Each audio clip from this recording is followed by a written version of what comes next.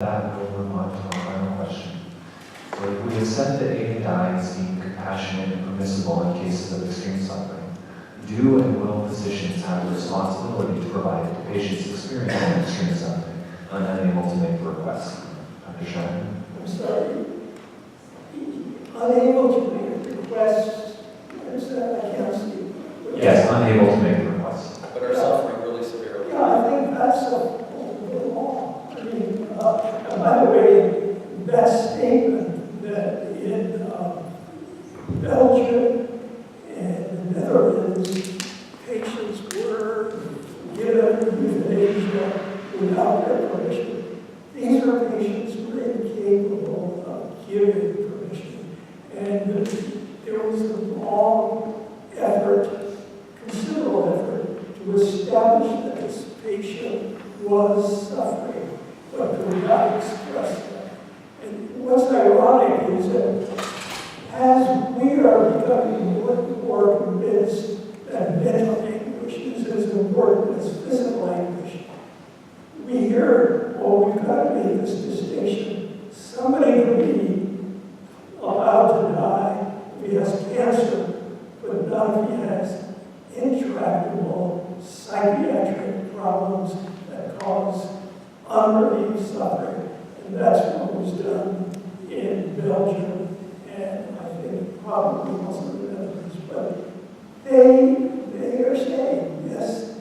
And by the way, this was, vetted by more than just one physician, that there is a kind of mental anguish that's so serious it deserves the same kind of attention as physical suffering. No, in answer to the question. I do not think one necessarily follows the other. We're talking about someone who is unable to communicate.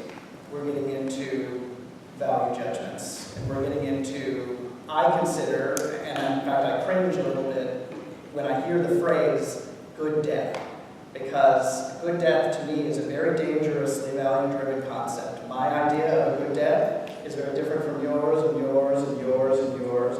If you have a Zen Buddhist here who believes that there's purification and suffering, their concept of death is so foreign to me I can barely understand it.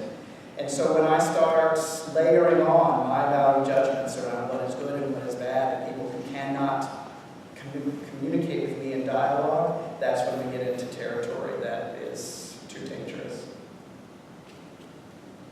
I also think, I wouldn't say yes to this, but I would say that I mean, in day-to-day practice, in nursing homes or, if you're in ICU or something, we see people who are suffering, clearly suffering, and are not able to request this. And does it, we do everything in our power to relieve that suffering, and sometimes we cannot completely do that. And we have dementia patients who get extremely agitated. You can give them, antipsychotics or whatever. They're miserable.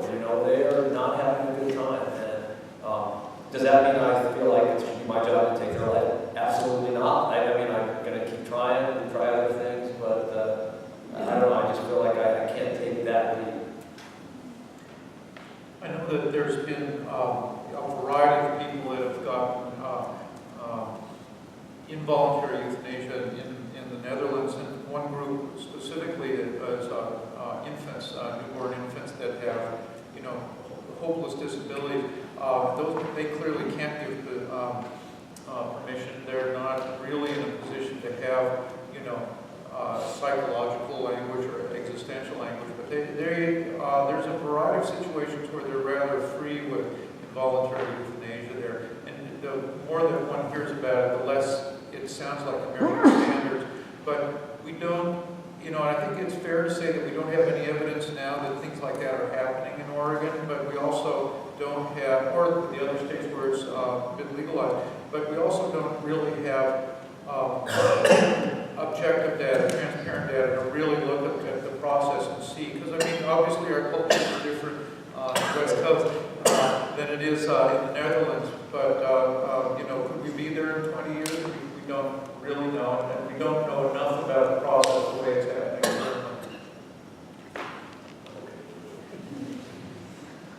All right, so we're within 2 minutes proud of all you guys. You did an excellent job. We are right on time.